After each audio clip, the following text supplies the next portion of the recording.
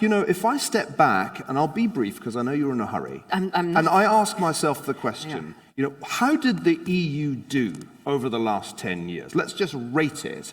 I think, number one, I always was a skeptic about monetary union. Monetary union's been a disaster for all the reasons that we said it would be in the 1990s, the reasons that Britain stayed out. It's been a disaster for Southern Europe. It's only worked for Germany, really, or let's say more broadly for Northern Europe. But for Southern Europe, creating a monetary union has been a huge disaster. It's made the shock of the financial crisis much, much more severe for Southern European countries that in the past would simply have devalued. Two, European security policy, especially with respect to North Africa and the Middle East, has been a disaster. Two, three, on the migration issue, the European leadership got it disastrously wrong. Four, on the question of radical Islam, the European leadership has fundamentally got it wrong. And I think one has to recognize that the European elite's performance over the last decade entirely justified the revolt of provincial England. That was what we saw in Brexit.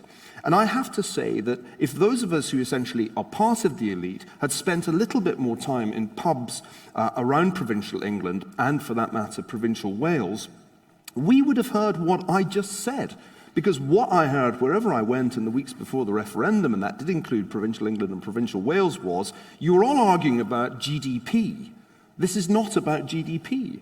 It is principally about the complete loss of control of the EU's external border and what that implies for our country's future. And I really didn't have good arguments against that point. So I've had a kind of awakening.